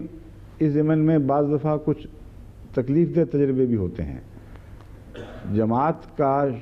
یہی مسلک ہے اور ہر ممکن کوشش کرتی ہے, یہاں تک کہ احمدیوں کے علاوہ بھی جو نظر آتا ہے کہ نیکی کے کام میں شہید ہوئے ہیں اور خدا کی خاطر مارے گئے ہیں, خواہ وہ اس معاملے میں بے اختیار بھی ہوں, یعنی ان کا مرنا اس وجہ سے ہوا ہے کہ وہ بھاگ ہی نہیں سکتے, مجبور ہیں, تب بھی جماعت ان پسماندگان کا خیال رکھتی ہے، اور بہت سے ایسے جن کو علماء نے ابھارا اور ایکسائٹ کر کے جانے دینے پر آمادہ کر دیا، وہ جب مر گئے بیچارے یا شہید ہو گئے تو ان کے پسماندگان کا کچھ حال ہی نہیں پوچھا۔ جماعت اللہ کے فضل سے ان تک بھی پہنچتی ہے، اور کشمیر میں جو خدمت جماعت سر انجام دے سکتی ہے وہ یہاں تک ہے، اور بمبئی کے فسادات میں بھی جماعت نے ایسا کیا، بہار کے فسادات میں بھی ایسا کیا، اگرچہ اس کا بدلہ الٹ دیا گیا، اور بمبئی میں بھی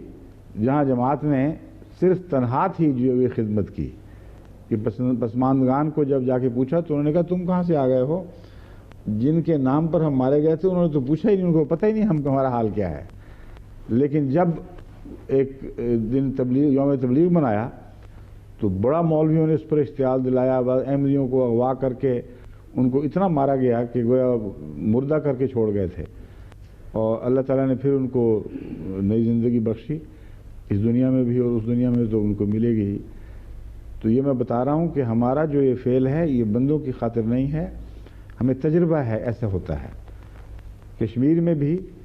جو ان کے کیمپ ہیں ان میں اللہ تعالیٰ کے فضل سے مولوی کی نظر بچا کر جس حد تک ممکن ہے ہم خدمت کر رہے ہیں، اور ایسی جگہوں سے بھی ان کو مدد پہنچا رہے ہیں کہ اس کا وہاں ذکر ملتا ہی کوئی نہیں، اس تاریخ میں وہ لکھی نہیں جائے گی بات۔ مولوی کی نظر بچانا کیوں ہے؟ اس لیے نہیں کہ ہم مولوی سے ڈرتے ہیں، اس لیے کہ مولوی کے شر سے ان کو بچانا چاہتے ہیں، کیونکہ یہ واقعات بھی بارہا گزر چکے ہیں۔ کراچی میں ہماری خدمت خلق کے ہسپتال ایسے غریب علاقوں میں پہنچے جو موبائل ہسپتال تھے متحرک، جہاں ان غریبوں کو پوچھتا کوئی نہیں تھا۔ جب وہاں جماعت نے خدمت کا کام شروع کیا تو کچھ دیر کے اندر اندر مولویوں کی وینیں حرکت میں آئیں ان کو روکنے کے لیے اور جماعت کے خلاف اشتعال پھیلانے کے لیے، یہاں تک کہ وہ لوگ تو کہتے رہے کہ نہیں ہماری خدمت کرو، مگر مولوی نے حالات ایسے کر دیے کہ حکومت نے مجبور کر کے جماعت کی وہ خدمتیں روک دیں۔ تو ہمیں جو ڈر مولوی کا ہے وہ صرف مولوی کے شر سے ان کے ساتھیوں کو بچانے کا ڈر ہے، ورنہ مولوی کا ڈر تو کوئی نہیں، مولوی تو جو مرضی کر لے، اللہ تعالیٰ نے ہمیں بڑھانا ہی بڑھانا ہے، اور اللہ کے فضلوں کی راہ تو مولوی نہیں روک سکتا۔ ابھی حال ہی میں اس کی ایک مثال ہے، بوسنیا میں جو خدمت کی گئی اس وقت بھی یہ خطرہ تھا کہ یہ پروگرام سنتے ہی مولوی دوڑیں گے اس طرف اور کچھ نہ کچھ فتنہ مچائیں گے۔ چنانچہ ابھی ہفتہ 10 دن پہلے کی بات ہے، وہاں سے تفصیلی خبر ملی ہے کہ ہمارے جانے کے بعد ان کیمپوں میں جہاں کسی کی نگاہ نہیں پڑتی تھی کبھی،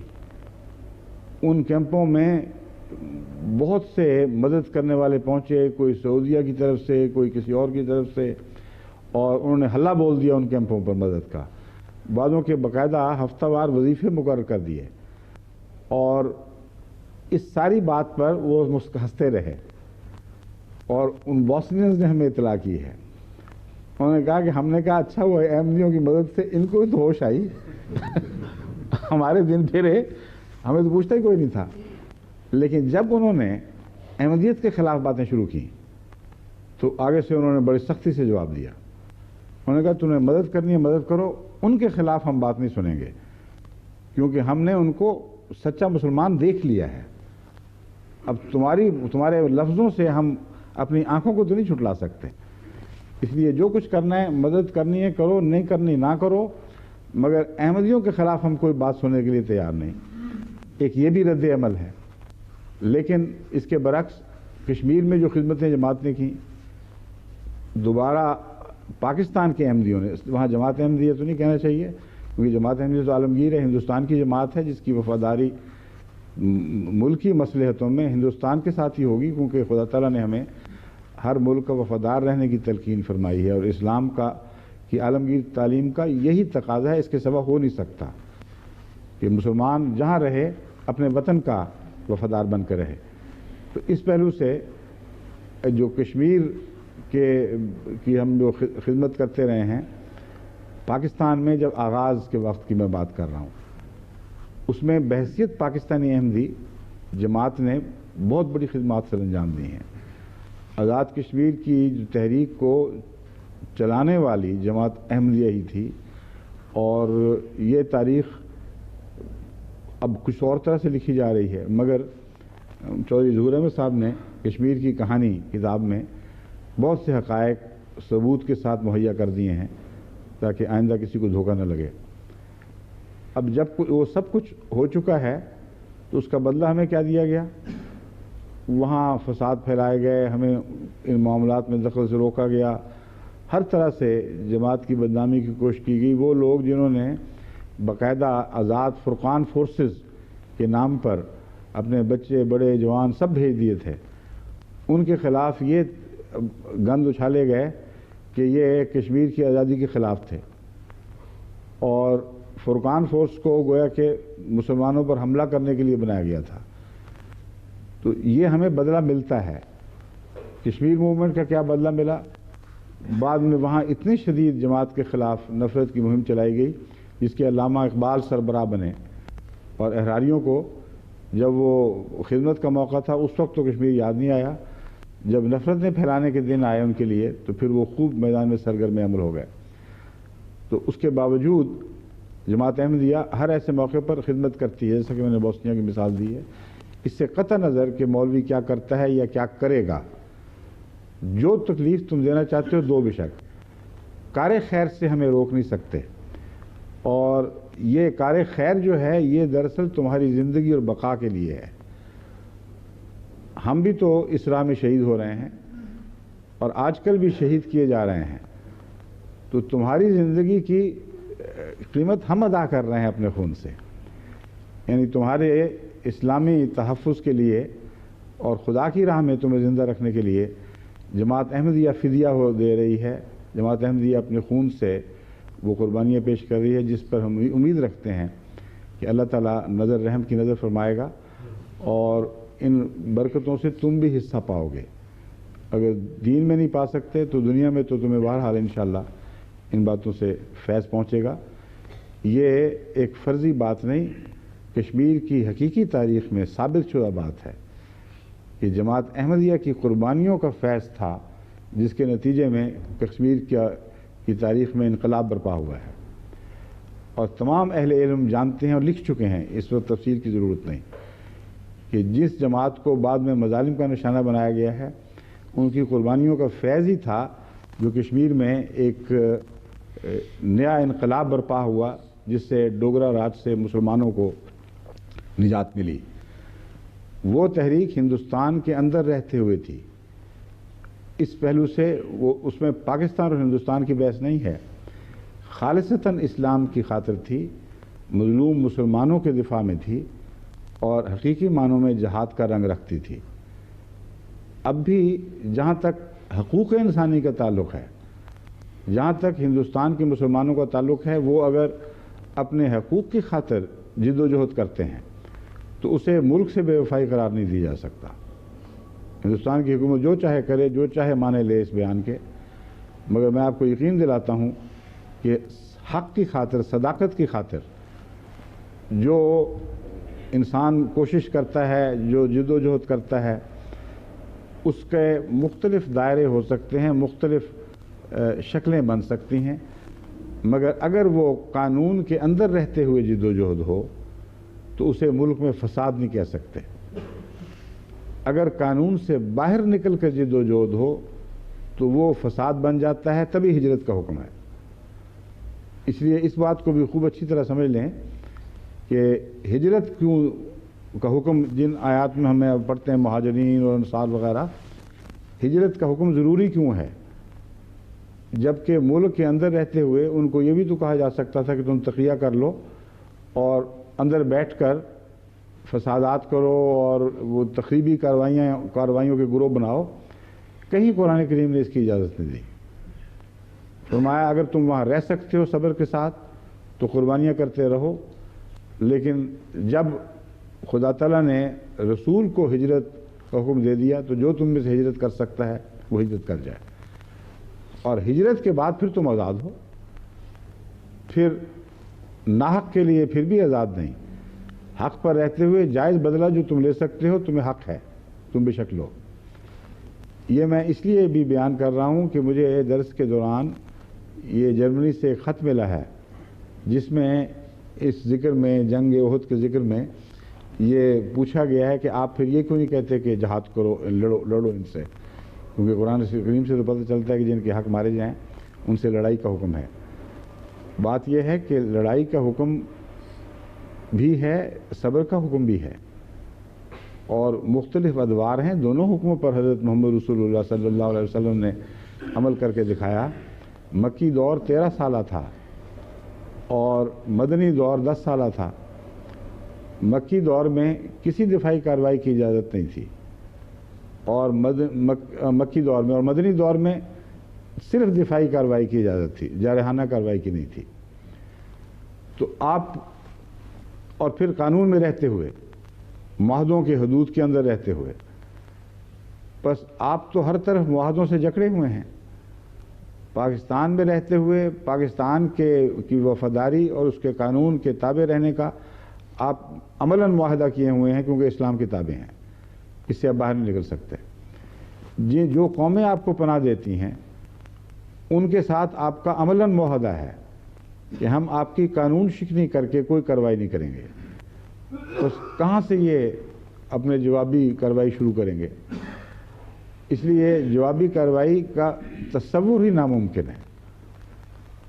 نمبر 2، اگر ہو بھی تو امام کا کام ہے وقت کے حالات کے مطابق فیصلہ کرے کہ کیا بہتر ہے۔ اور میں نے جو ربوہ سے نکلتے ہوئے نصیحت کی تھی ربوہ اور پاکستان والوں کو، میں اب تک اس پر بڑی پختگی سے قائم ہوں کہ ہمارے لیے یہ صبر کا دور ہے، اور یہاں 13 سال مکے کی جو مثال ہے وہ 13 سال تک ہی اطلاق نہیں پائے گی، بلکہ 130 سال تک بھی اطلاق پا سکتی ہے۔ یعنی حضرت مسیح موعود علیہ السلام کے بعد سے 100 یا 130 سال تک یہ زمانے چل سکتے ہیں، اس سے بھی زیادہ ہو سکتے ہیں۔ اس کی وجہ یہ ہے کہ ہم حضرت محمد رسول اللہ صلی اللہ علیہ وآلہ وسلم کی اس شان کے زیادہ مظہر ہیں جو احمد شان تھی، اور جس کا تعلق قرآن سے پتہ چلتا ہے مسیحیت سے زیادہ ہے بجائے موسویت کے۔ اور مسیحیت کو 300 سال تک صبر کی تلقین ہوئی ہے۔ پس 13 سال کے حوالے سے آپ بات نہیں کر سکتے، کیونکہ 13 سال کا صبر محمد رسول اللہ کو آخری دور میں لمبا کرنے کا ارشاد ہوا، اور یہ اس طرح ہوا کہ اول مثال دے دی آخری دور کی مسیحیت کے ساتھ کہ مسیح نے تمہاری یہ پیشگوئی کی تھی کہ احمد اس شان سے ظاہر ہوگا، اور وہ شان نرم اور نازک، کونپلوں کا پھوٹنا، دشمن کا ان کو روندنا، ان کو دکھ پہنچانا، اور پھر بھی تقویت پاتے چلے جانا، یہ صبر کی مثال ہے، اور صبر کے نتیجے میں خدا کے نازل ہونے والے فضلوں کی مثال ہے۔ اس لیے یہ دور تو لمبا ہوگا، کیونکہ مسیحیت کا دوسرا پہلو صبر پر، تکلیفوں پر صبر کرنے میں ایک صدی کے بعد دوسری صدی میں داخل ہو جانا، اور پھر بھی صبر کا پیمانہ ہاتھ سے نہ چھوڑنا، صبر کا دامن ہاتھ سے نہ چھوڑنا۔ اس لیے ہمارا جو صبر ہے وہی ہمارا ذریعہ ہے جس سے ہم لڑیں گے، اور اس کو لازماً برکت ملے گی، اور جتنا ہم صبر پر قائم رہیں گے یہ قرآن کریم کی تعلیم کے خلاف نہیں، اس کے عین مطابق ہے، اور آن حضرت صلی اللہ علیہ وآلہ وسلم کی پیشگوئیوں کے مطابق ہے۔ پھر اس حدیث کو بھی پیش نظر رکھیں جس میں مسیح کی آمد ثانی کے وقت آن حضرت صلی اللہ علیہ وآلہ وسلم خبر دیتے ہیں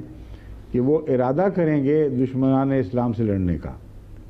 یعنی سوچیں گے، تو اللہ تعالیٰ وہی فرمائے گا کہ اب ہم نے 2 ایسی قوتیں نکال دی ہیں جن سے لڑنے کی کوئی مجال نہیں کسی کو، اس لیے دعا سے لڑو، اور پہاڑ کے دامن میں پناہ لو، پہاڑ کی طرف ہٹ جاؤ۔ اس کا معنی میں پہلے بھی بیان کر چکا ہوں، کئی نئی سننے والے آج شامل ہوں گے، ان کو میں سمجھا رہا ہوں کہ صبر کا دعا کے ساتھ گہرا تعلق ہے، اور جب دعا کی طرف توجہ دلائی ہے اور خواہش یہ ہو رہی تھی کہ لڑ کر اپنی جانیں بے شک قربان کر دیں. تو صبر کا مضمون تو داخل ہو گیا. یعنی تم اس قدر بے قرار ہو دشمن کے ظلم و ستم سے کہ جی چاہتا ہے کہ جانیں نچھاور کر دو، جو کچھ ہے سر پہ گزر جائے، مگر اب ہم نے رکنا نہیں.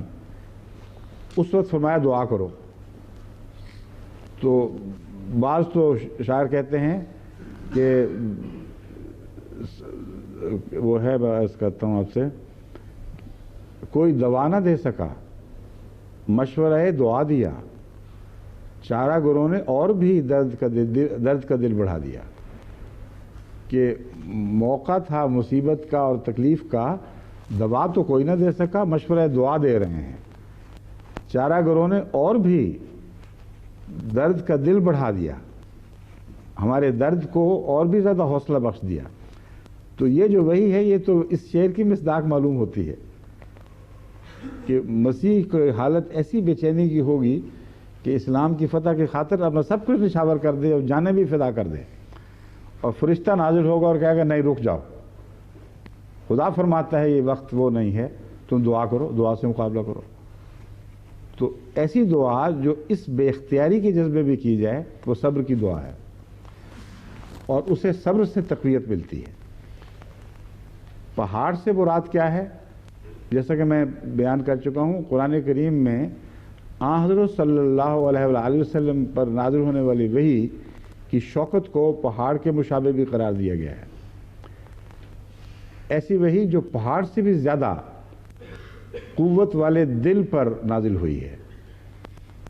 کیونکہ یہ وحی جب حضرت موسیٰ نے مانگی تو اللہ نے فرمایا کہ انتظار دیکھ ذرا، میں پہاڑ پر ایسا جلوہ دکھاتا ہوں. مراد تو یہ تو نہیں تھی کہ شریعت اترے گی، مطلب اس کی شوکت کا اظہار مقصود تھا. دیکھ اگر پہاڑ قائم رہ گیا تو پھر تیرا دل بھی اس کو برداشت کر لے گا. لیکن پہاڑ ریزہ ریزہ ہو گیا اور حضرت موسیٰ غش کھا کر جا پڑے. تو مراد یہ ہے پہاڑ کی جو میں مثال دے رہا ہوں کہ حضرت محمد رسول اللہ صلی اللہ علیہ وآلہ وسلم کا دل تو اونچ بلند تر پہاڑوں سے بھی بلند تر اور زیادہ مضبوطی سے قائم رہنے والا دل ہے. اس لیے وہ وہی جس سے موسیٰ کو برداشت کرنے کی طاقت نہیں تھی، جسے طور کو برداشت کرنے کی طاقت نہیں تھی، وہ قلب محمد مصطفیٰ صلی اللہ علیہ وآلہ وسلم پر نازل ہوئی. بس پہاڑوں میں سے مضبوط ترین پہاڑ آپ کا دل تھا. تو پہاڑ کی پناہ میں آجا سے مراد ہے اس وحی کی پناہ میں آجا جو محمد رسول اللہ علیہ وسلم کے دل پر نازل ہوئی، اور سنت محمد مصطفیٰ کی پناہ میں آجا، اور یہاں بیٹھ کر دعاؤں کی جنگ شروع کر. تو یہ ہے میرا جواب ان کو جو جنگ احد کے ضمن میں مجھے لکھ رہے ہیں کہ آپ بھی اعلان کیوں نہیں کر دیتے اب کہ تلوار پکڑو اور لڑائی کرو. تو میں نے ساری وجوہات بیان کر دی ہیں کہ ہم اس کے مجاز نہیں ہیں، ہم معاہدوں کے پابند ہیں. اور قرآن کی پناہ میں کیسے رہیں گے اگر قرآن شکنی کر کے لڑائی شروع کریں گے؟ بس صبر ہی ہے جس میں ہماری نجات ہے، اور صبر کے ساتھ دعا جو صبر سے قوت پاتی ہے، اور محمد رسول اللہ صلی اللہ علیہ وآلہ وسلم کے دامن میں پناہ، آپ کی شریعت میں اور آپ کی سنت میں پناہ، اس کے سوا ہمارے لیے کوئی نجات کی راہ نہیں ہے. اس پر مضبوطی سے قائم رہیں. بس شہادت کے مضمون سے میں بات چل رہی تھی. قوموں کو زندگی انہی شہداء سے ملتی ہے، اس لیے یہ مضمون بہت وسیع اور بلند تر ہے. اور ان باتوں کے ہوتے ہوئے میر صاحب فرما رہے ہیں کہ احمدی مفسر چپ ہو جاتے ہیں. کہاں چپ ہوئے ہیں؟ نہ میں چپ ہوا، نہ مجھ سے پہلے کوئی چپ ہوئے. سب نے کھول کر اس مضمون کو بیان فرمایا، اور بڑی شان کے ساتھ اتنے عظیم معنی اس میں داخل کیے ہیں اور یا نکالے ہیں اس سے کہ اس سے پہلے تم لوگوں کا تصور بھی اس طرف نہیں گیا.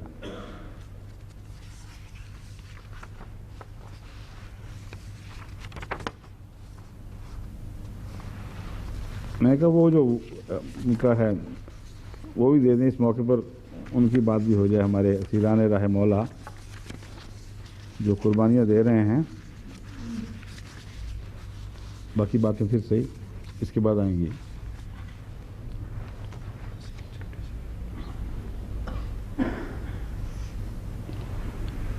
یہاں عبداللہ جو بن جبیر کہہ دیا تھا میں وہ بس وہی دو لفظوں کا دھوکہ مجھ سے ہو جاتا ہے۔ جابر بن عبداللہ کی بات ہو رہی تھی، کل بھی میں ان کا ذکر پہلے بھی کر چکا ہوں، اور عبداللہ بن جبیر تو وہ ہیں جو وہاں تھے درے پر قائم تھے، ان کا بھی ذکر کر رہا ہوں۔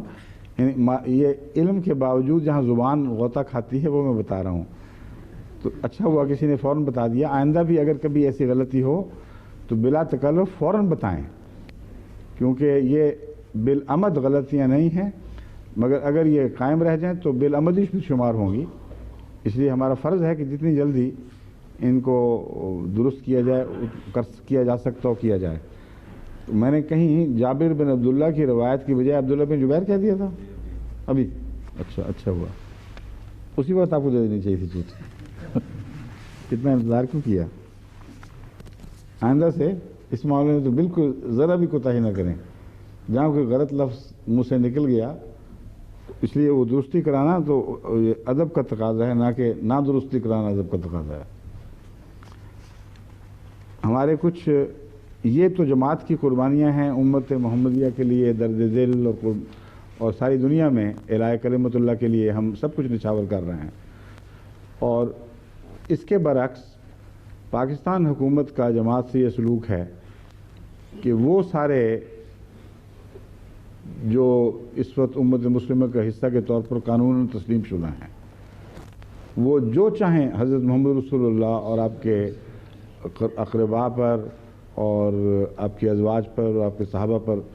زبان تان دراز کریں، سب منظور ہے، یہ ساری اسلام کی عزت افزائی ہے۔ اور ہم اگر درود بھیجیں،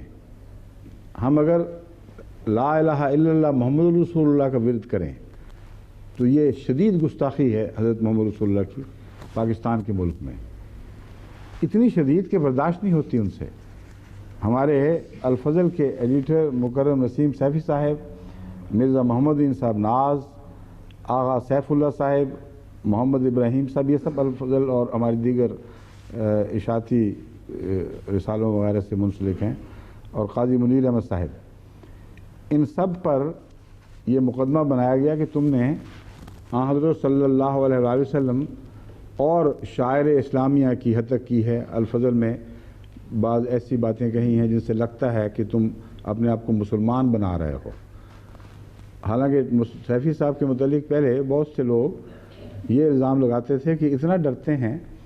کہ جہاں اسلام کا نام آئے، جہاں قرآن کی آیت ہو، وہاں خالی نقطے ڈال دیتے ہیں اور آگے گزر جاتے ہیں۔ ایک جلسے کے موقع پر میں نے وضاحت کی تھی اور ان کی طرف سے دفاع کیا تھا کہ میں جانتا ہوں یہ بزدل نہیں ہیں، یہ تمہاری خاطر اس لیے ایسا کر رہے ہیں کہ کسی طرح بھی الفضل پر ہاتھ ڈالنے کا موقع نہ ملے، اور یہ فیض کا چشمہ جو جاری ہے یہ بند نہ ہو جائے۔ اس لیے ہرگز ان پر بزدلی کا الزام نہ لگاؤ، میں جانتا ہوں ان کو، یہ بہادر آدمی ہیں۔ اور یہی بات ثابت ہوئی، چنانچہ آخر انہوں نے ایک عذر تلاش کر ہی لیا ان پر ہاتھ ڈالنے کا، کہ انہوں نے حضرت مسیح موعود علیہ السلام کے متعلق حضور کا لفظ استعمال کیا ہے۔ اب حضور کی بات تو یہ ہے کہ وہاں ٹانگے والا ہر مسافر کے لیے حضور کا لفظ استعمال کرتا پھرتا ہے گلیوں میں، اور وہ جو جج ہیں شیعہ صاحب جنہوں نے یہ فتویٰ دیا ہے، انہوں نے اس بنا پر وہ مقدمہ جو 298 کا تھا اسے 295 میں تبدیل کروا دیا، اور کہتے ہیں کہ تم 298 سے ضمانت مانگ رہے ہو